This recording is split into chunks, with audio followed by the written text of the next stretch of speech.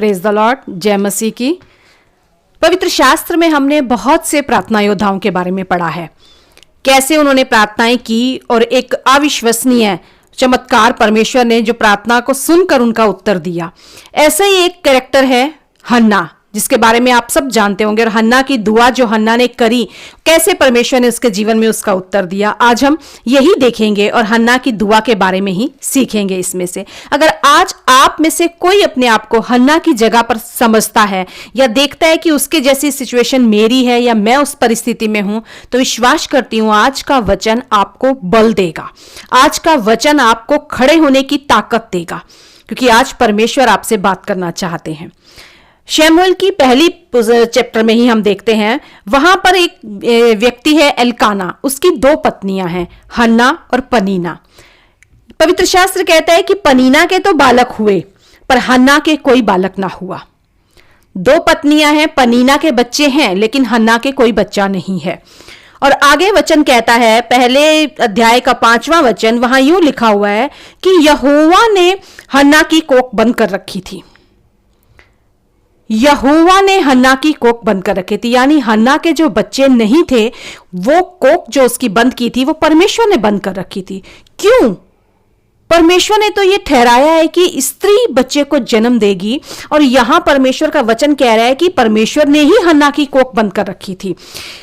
कई बार हमारे जीवन में कुछ ऐसी परिस्थितियां होती हैं, कुछ ऐसे कार्य होते हैं परमेश्वर के द्वारा किए जाते हैं जिस पर हमारा कोई बस नहीं चलता। अब सोचिए, अगर हन्ना की कोख परमेश्वर ने बंद कर रखी है तो इसमें वो कुछ नहीं कर सकती खुद से, तब वो क्या कर सकती है? उसके हाथ में तो कुछ भी नहीं है। जो कार्य परमेश्वर ने बंद कर रखा है उसको कौन खोल सकता है? यहां हन्ना कुछ नहीं कर सकती, लेकिन फिर भी हो सकता है वो अपने आप को इसके लिए दोषी समझती होगी। वो ये समझती होगी कि शायद मुझ में ही कोई कमी है, या मेरी ही कोई गलतियां हैं, या मेरे ही कोई पाप है। हमारे जीवन में भी अक्सर ऐसा होता है। हमारे पास भी अगर किसी प्रार्थना का उत्तर नहीं आता या हमारा कोई काम नहीं जीवन में होता, तो हम ये समझने लगते हैं कि शायद मेरी ही कोई गलतियां हैं, शायद हमारे ही कोई पाप हैं जो इसके बीच में अड़चन ला रहे हैं, इसीलिए हमारी प्रार्थना का उत्तर हमारे पास नहीं पहुंच रहा है।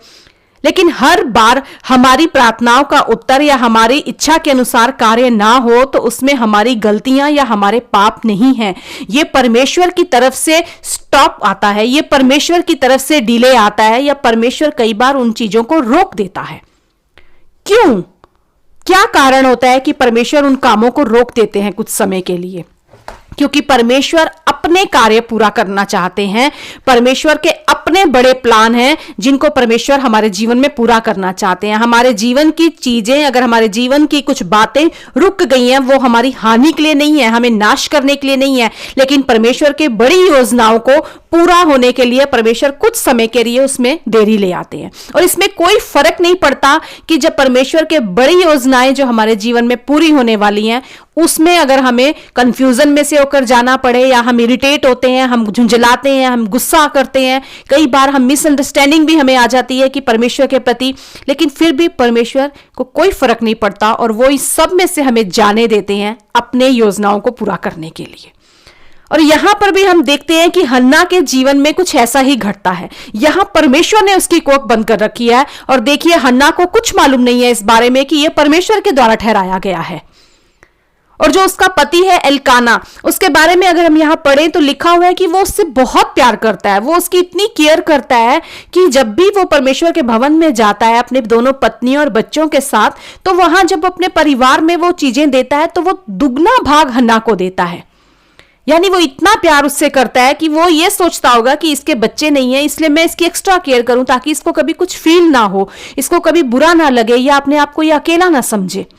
कई बार हमारे जीवन में हमसे प्यार करने वाले लोग जो होते हैं, जो हमारी केयर करने वाले लोग होते हैं, वो उन्हें बाहर से वो अपनी बाहरी चीजें, अपनी बाहरी कार्य करके हमें खुश करने की कोशिश करते हैं, लेकिन वो भी हमारे दर्द को, हमारे उस पीड़ा को समझ नहीं पाते। कुछ लोग हमारी लाइफ में ऐसे होते हैं जो एक्स्ट्रा करने की कोशिश करते हैं, वो हमारा इतना ध्यान रखते हैं कि वो लिमिट क्रॉस करके हमारे लिए काम करने की कोशिश करते हैं, लेकिन फिर भी उनके बस में कुछ नहीं होता कि वो कुछ सब कुछ कर सके। और यहां लिखा हुआ है कि जो पनीना थी, जो एल्काना की दूसरी पत्नी थी वो क्या करती थी, वो जब भी वहां जब हन्ना और पनीना और एल्काना जाते थे और जब वो उसको दुगना भाग देता था तो पनीना हमेशा हन्ना को चिढ़ाती रहती थी और कुड़ाती रहती थी उसे। और इस वजह से इसका क्या असर पड़ता था, जब वो उसे चिढ़ाती थी, वहां वचन कहता है 7वें वचन में, इसलिए हन्ना रोती और खाना ना खाती थी। अब हमारी लाइफ में दोनों तरह के लोग होते हैं, ऐसे लोग भी होते हैं जो हमारी एक्स्ट्रा केयर करते हैं एल्काना जैसे, और ऐसे लोग भी होंगे जो पनीना का काम करते हैं, जो हमारी प्रॉब्लम्स को, जो हमारी समस्याओं को हमेशा डबल ही करते हैं। वो आपकी कमजोरियों पे, आपकी दुखती रख पे हमेशा वार करते रहेंगे, वो चिढ़ाते रहेंगे। और ये काम एक दिन का नहीं होता, ये बार बार का काम होता है। जब भी एल्काना उसको कुछ देता होगा तो वो कहती होगी, जरूरी बात है, वो यही उसे कहती होगी, तू अच्छे कपड़े पहनकर क्या करेगी, तू अच्छा खाना खाकर क्या करेगी, तू इतना सज धज कर क्या करेगी, तेरे तो कोई बच्चा नहीं है, तेरा जीवन तो अकेले है, तू तो अकेली है, अकेले ही मर जाएगी, तेरे तो आगे पीछे कोई नहीं है। सोचिए कितनी बातें उसे ये चुभती होंगी, जो उसकी कमजोरी है, जिसपे उसका कोई बस नहीं है, जो परमेश्वर की तरफ से रोका गया है, उसमें उसे चिढ़ाने वाली पनीना उसके दुख को और बढ़ा रही है। वो कहते हैं ना कि उसकी ट्रबल को डबल कर रही है। ऐसे में उस हन्ना पर क्या बीतती है, हन्ना रोती रहती है और खाना नहीं खाती। और जब वो खाना नहीं खाती, जब वो रोती रहती है, तो मैं ये समझती हूं कि उस घर का सारा माहौल बिगड़ जाता होगा। वो ना आपस में किसी से अच्छे से बात कर पाती होगी, ना वो अपने पति से बात कर पाती होगी अच्छे से। वो सारा दिन दुखी रहती होगी, वो रोती रहती होगी, घर में ऐसा माहौल छाया रहता होगा कि जैसे कुड़कुड़ाहट सी चलती रहती होगी। और इसीलिए शायद उसका पति भी दुखी होता होगा। इसीलिए 8वें वचन में लिखा है, इसलिए उसके पति एल्काना ने उससे कहा, हे हन्ना तू क्यों रोती है। उसकी इतनी केयर करने वाला पति भी कहीं ना कहीं उससे परेशान हो जाता होगा। तभी वो ये कह रहा होगा कि क्यों तूने घर के सारे माहौल को बिगाड़ कर रखा है, क्यों तू रोती रहती है, क्यों तू खाना नहीं खाती है, क्यों तेरा मन उदास है, क्या तेरे लिए मैं 10 बेटों से अच्छा नहीं हूं। वो सब कुछ कर रहा है उसके लिए, लेकिन पर वो उसकी उस पीड़ा को नहीं समझ पा रहा, उस दुख को नहीं समझ पा रहा जिसमें से हन्ना होकर जा रही है। और ऐसा ही होता है, हाई हमें कई बार लगता है हमारी उस परिस्थिति को कोई समझ ही नहीं पा रहा जिसमें से हम होकर जा रहे हैं। हन्ना क्या करती है, हन्ना उठती है और परमेश्वर के पास जाती है। आज अब तक आप अपने जीवन में अगर इस हन्ना की परिस्थिति में हैं, आपकी कोई दुआएं अभी तक नहीं सुनी गई हैं, कोई ऐसी बातें जो आप सोच रहे हैं हाँ अब वो हो जानी चाहिए और वो अब तक उनका उत्तर आपको नहीं मिला है, आज आपको बताना चाहती हूं, कोई आपकी उस समस्याओं को समझे या ना समझे, कोई आपकी उस पीड़ा को समझे या ना समझे, आप अपने मुद्दे को उठाकर उस परमेश्वर के पास ले जाइए, क्योंकि उसी के पास हल है। उसी ने उस समस्या को रोक कर रखा है। ये समस्या जो आपके जीवन में आपको आज दिख रही है, ये आपके लिए समस्या होगी, लेकिन ये परमेश्वर की ओर से एक बहुत बड़ा प्लान है आपके लिए। और हन्ना उठती है और अपने उस मुद्दे को लेकर परमेश्वर के पास जाती है। और वचन कहता है 10वां वचन, वो मन में व्याकुल होकर यहोवा से प्रार्थना करने और बिलख बिलख कर रोने लगी। जब हम उस परमेश्वर के पास जाते हैं, जब हम दुखी होकर जाते हैं, जब व्याकुल होकर जाते हैं, तो हम क्या करते हैं, हम जाकर सीधा वो यही कह रही होगी परमेश्वर से, ये खुदा मेरी सुधि ले, मेरी सुधि ले, मेरे इस रोने को तू आनंद में बदल दे, मुझे एक बच्चा दे ताकि मेरा सारा अपमान दूर हो सके, मुझे एक बच्चा दे ताकि मैं पनीना के मुंह को बंद कर सकूं, मुझे एक बच्चा दे ताकि मैं अपने पति को खुशी दे सकूं, मुझे बच्चा दे ताकि मैं एक सम्मान पा सकूं। यही उसकी दुआ हुई होगी वहां खुदा के पास जाकर। लेकिन जब परमेश्वर उस मुद्दे को अपने हाथ में ले लेता है, जब वो उनसे निपटने लगता है, तो खुदा क्या करता है, खुदा हमारी परिस्थितियों को नहीं बदलता, पर उससे पहले वो हमें बदल देता है। परिस्थितियां बाद में बदलता है परमेश्वर, लेकिन उससे पहले वो हमें बदल देता है। यहां लिखा हुआ है वचन में कि जब हन्ना आई, मन में व्याकुल होकर यहोवा से प्रार्थना करने और बिलख बिलख कर रोने लगी। लेकिन उसके आगे ही लिखा है, और फिर वो उसने वहां यह मन्नत मांगी, हे सेनाओं के यहोवा, यदि तू अपनी दासी के दुख पर सचमुच दृष्टि करे, मेरी सुधि ले और अपनी दासी को भूल ना जाए, अपनी दासी को पुत्र दे, तो मैं उसे उसके जीवन भर के लिए यहोवा को अर्पण कर दूंगी। जरूरी बात है, जब वो आई होगी तो वो कह रही होगी मेरे दुख को दूर कर परमेश्वर, मेरे घर के लिए मुझे एक बच्चा दे, मुझे सम्मान दे, मुझे बच्चा दे ताकि मैं पनीना के मुंह को बंद कर सकूं। लेकिन जब यहां उसने दुआ खत्म करी तो वो कहती है, जो शुरुआत उसने दे से की थी, अब वो कहती है मैं उस बच्चे को तुझे दे दूंगी परमेश्वर, तू उसे ले लेना, तू मेरी सुधि ले, मैं वो बच्चा तुझे दे दूंगी, अगर तू पुत्र देगा तो मैं उसे हमेशा के लिए तेरी सेवा के लिए अर्पण कर दूंगी। परमेश्वर हमारी स्थितियों को, हमारी परिस्थितियों को बदलने से पहले हमारी प्राथमिकताओं को हमें बदल देता है कि जो हम अपने लिए मांग रहे हैं, जो हम दे दे दे कह रहे हैं, और फिर हम ये कहने लगते हैं कि परमेश्वर वो तेरी महिमा के लिए हो, परमेश्वर वो तेरी सेवा के लिए हो, उसे मैं तुझे अर्पित करती हूं, उसे मैं तुझे देती हूं। जब हम आत्मा से भरकर, पवित्र आत्मा की सामर्थ से भरकर दुआ करते हैं, परमेश्वर हमारी दुआओं को 180 डिग्री चेंज कर देता है, वो हमारी प्राथमिकताओं को बदल देता है। जो हम अपने लिए मांगते हैं फिर हम उस खुदा के लिए अर्पण करने को तैयार हो जाते हैं। और यही काम हन्ना ने यहां पर किया। शुरुआत उसने लेने से की, लेकिन अंत उसने खुदा को देने के साथ किया। वो कहती है अब मैं तुझे दूंगी खुदा, मेरे घर के लिए जो बच्चा मैं मांग रही थी उस बच्चे को मैं तेरे भवन के लिए दे दूंगी खुदा। और पवित्र शास्त्र में लिखा हुआ है कि जब उसने दुआ करी और वो उठ के उसके बाद वहां से चली गई और फिर उसने जाकर खाना भी खाया। जब हम किसी डॉक्टर के पास या कहीं किसी से सलाह लेने जाते हैं, किसी से बात करने जाते हैं, पहले जाकर हम पूरा अपना किस्सा उसे सुना देते हैं और फिर हम वहां बैठ जाते हैं जब तक हमें उसकी तरफ से आश्वासन नहीं मिल जाता, जब तक वो हमें आश्वासन नहीं देता कि हां अब आपके साथ ऐसा करूंगा, ऐसा होगा, तब तक हम वहां से उठते नहीं हैं। और हमारा खुदा तो हमारी दुआओं को सुनकर उत्तर देने वाला परमेश्वर है। तो जब हम अपनी दुआ लेकर, अपने मैटर को लेकर उस परमेश्वर के पास आए तो सिर्फ बोल के उसके बाद उठकर चले ना जाएं, लेकिन तब तक वहां बैठे रहें जब तक हमें उत्तर ना मिल जाए, तब तक हम बैठे रहें जब तक हमें आश्वासन ना मिल जाए, तब तक बैठे रहें जब तक पूरी बात उस खुदा के द्वारा खत्म ना हो जाए, तब तक हम वहां बैठे रहे उस खुदा से ये उत्तर पाने के लिए। वो बैठी रही खुदा के चरणों में कि मैं तो अपनी दुआ का यहां से उत्तर लेकर जाऊंगी। और यही परमेश्वर चाहते हैं कि जब हम अपनी दुआ लेकर उस खुदा के पास आएं तो हम उसकी सुने, क्योंकि जब हम वहां आते हैं तब हम जान पाते हैं, उस परमेश्वर की आवाज को सुन पाते हैं, उसके योजनाओं को समझ पाते हैं जो उसने हमारे जीवन के लिए रखी हुई हैं। और परमेश्वर का वचन कहता है कि जब वो वहां से गई तो फिर वो खुश होकर चली गई, वहां से वो खुशी से गई, वो परमेश्वर के अनुग्रह को वहां खोजने के लिए आई थी। उसका वो फिर वहां कभी, उसके बाद फिर कभी उदास नहीं हुआ। जब हम परमेश्वर के चरणों में आकर बैठते हैं, जब हम दुआ करते हैं, तब ये सारी नकारात्मक चीजें हमारे जीवन से हट जाती हैं, सारी नकारात्मक चीजें हमारे जीवन से हट जाती हैं। वही पनीना जो उसको पहले चिढ़ा रही थी, जो उसको पहले इतना टॉर्चर कर रही थी, इतना वो कुड़ती थी, उस वजह से खाना नहीं खाती थी, रोती रहती थी, अपने घर का उसने माहौल बिगाड़ लिया था। परमेश्वर का वचन कहता है कि शैतान इसीलिए आया है, चोर आया है चोरी करने, वो आपके आनंद को चुराने आया है, वो आपकी आशीषों को चुराने आया है, वो आपकी शांति को चुराने के लिए आया है। लेकिन जब वो खुदा की हजूरी में आई, उसका सारा चिढ़ना और उसका कुड़ना खत्म हो गया। वो फिर कभी उदास नहीं रही। जब वो उठकर गई, वो आनंद के साथ गई। जब आप कुड़ते रहते हैं, जब आप अशांत रहते हैं, जब आप अपना गुस्सा दूसरों के ऊपर निकालते रहते हैं, आप बेवजह से घर के सारे माहौल को खराब करते रहते हैं, आपकी आशीषें रुक जाती हैं। जब आप खुदा के चरणों में आते हैं, आप उसके आनंद को प्राप्त करते हैं, फिर वो उदास कभी नहीं हुई। अपनी दुआएं लेकर उस खुदा के चरणों में आइए, अपने इस मैटर को लेकर उसके पास आइए, वो आपको आपके आनंद से भर देगा। ऐसा आनंद वो आपके जीवन में देगा कि आपके ऊपर फिर उन नकारात्मक बातों का कोई असर नहीं होगा, फिर उसके ऊपर कुछ भी फर्क नहीं पड़ने लगा कि पनीना क्या बोलती है। और खुदा का वचन कहता है जब वो वहां से उठकर घर गई और उसके बाद में, उसके कुछ समय बाद ही वो गर्भवती हुई और उसने पुत्र को पैदा किया, पुत्र का जन्म हुआ उसके घर में। और जब वो लड़का बड़ा हो गया तब वो उसे फिर उस परमेश्वर के भवन में लेके आई और उसने खुदा से कहा, जो मैंने तुझसे मांगा था तूने मुझे दिया है, अब मैं इसे तुझे अर्पण करती हूं।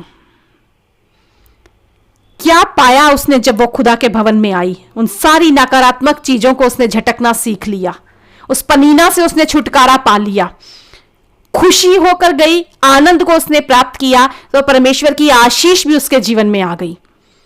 और उसने उसे खुशी खुशी परमेश्वर को अर्पण किया, क्योंकि परमेश्वर से उसने जो मांगा था वो उसने पाया और वो उसने परमेश्वर को अर्पण किया। और ऐसा नहीं कि वो बच्चा जब उसने परमेश्वर को दे दिया तो उसके बाद उसके और बच्चे नहीं हुए, लेकिन पवित्र शास्त्र कहता है उसके बाद परमेश्वर ने उसे 5 बच्चे और दिए। जब आप उस परमेश्वर से कुछ वायदा करते हैं, जब आप अपना बेस्ट उस परमेश्वर को सौंपते हैं, तो ऐसा परमेश्वर नहीं है कि वो आपकी चीज को लेकर भूल जाए आपको, पर परमेश्वर का वचन कहता है कि 5 बच्चे और खुदा ने उसको दिए। ऐसी आशीषें वो आपको देगा जिसे आप संभाल नहीं पाएंगे। फिर खुदा कहता है देख मैं तेरे जीवन में क्या कर सकता हूं। अब यहां क्वेश्चन ये आता है सारे में कि क्यों परमेश्वर ने जब हन्ना की दुआ सुनी, उसको उत्तर दिया, तो फिर क्यों परमेश्वर ने उसकी कोख को बंद किया? क्यों परमेश्वर ने उसको दर्द में से जाने दिया? क्यों ये सारा माहौल उसके में से उसको गुजरने दिया?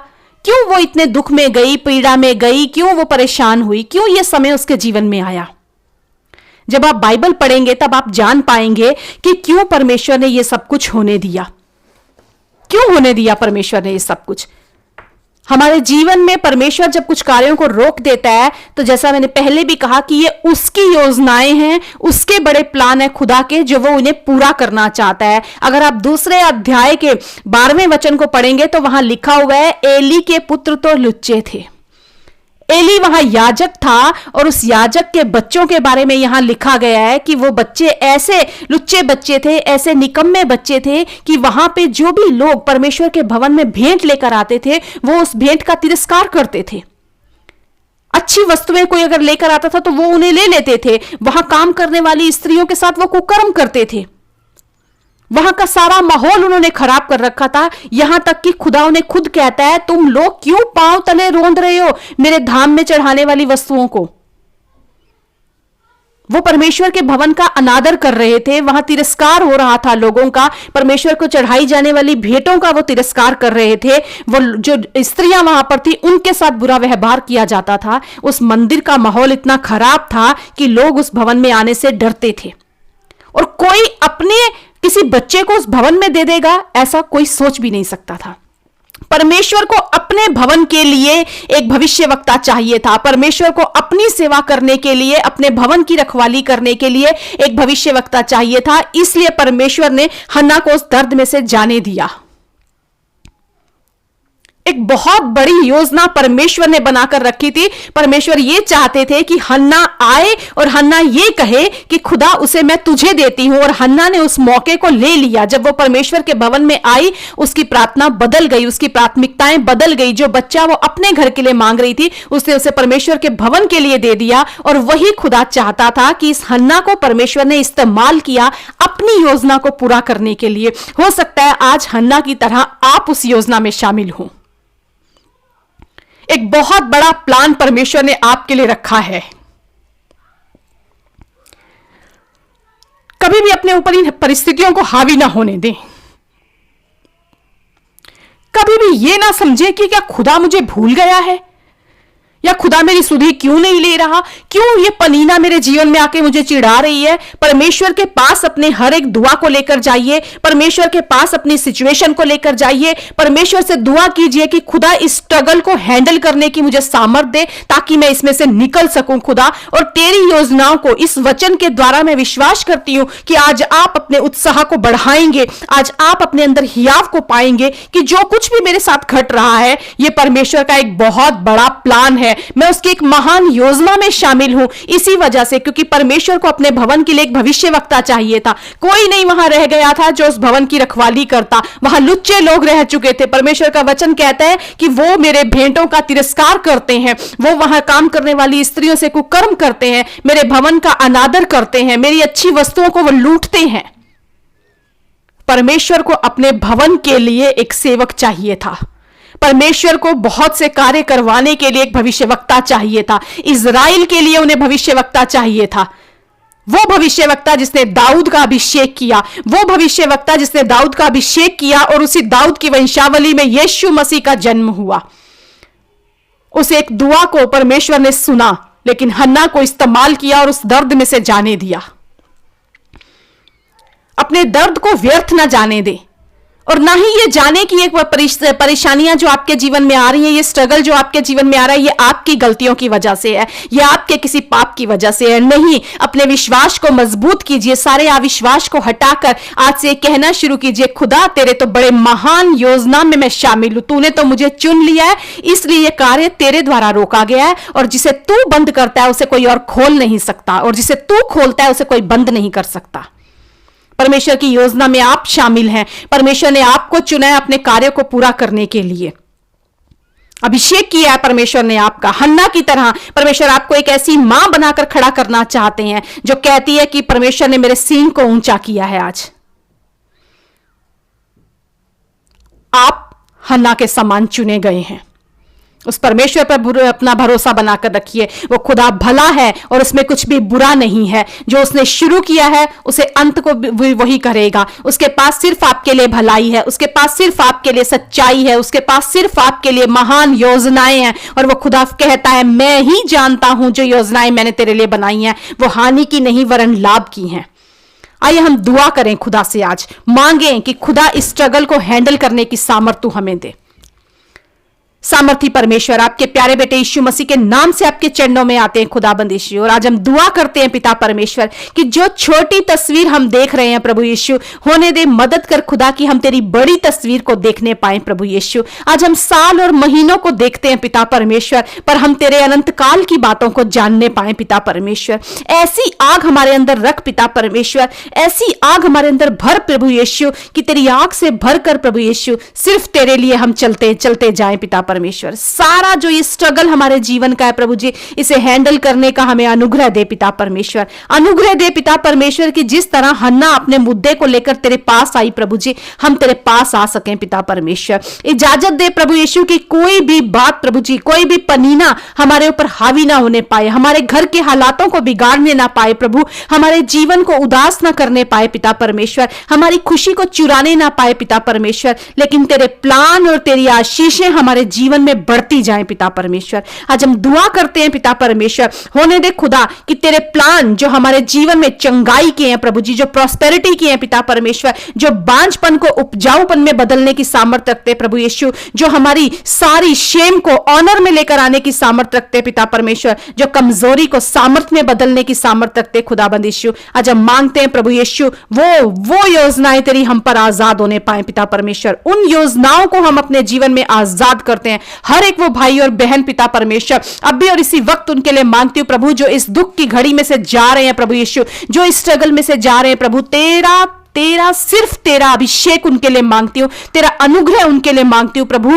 होने दे खुदाबंद यीशु, सारी बातों को झटक कर प्रभु यीशु तेरी वफादारी की तरफ वो नजरें लगाएं पिता परमेश्वर। अविश्वास में नहीं प्रभु यीशु, लेकिन तेरे अनुग्रह में चले और विश्वास में चलकर ये जान ले प्रभु कि तेरी योजनाएं उनके जीवन के लिए महान है पिता परमेश्वर, तेरी योजनाएं उनके जीवन के लिए बड़ी है पिता परमेश्वर, और उन्हें सिर्फ आप ही जानते हैं पिता परमेश्वर, और अंत में आप ही आशा को पूरा करेंगे। धन्यवाद देते खुदाबंद यीशु। हर एक प्रभु यीशु वो बंद कोक यीशु के नाम से खुल जाए। आज हम दुआ करते हैं पिता परमेश्वर, तेरी योजनाएं अब पूरी होने पाए यीशु के नाम से हम ये मांगते हैं। सुन और कबूल कर मेरे पिता। आमीन और आमीन।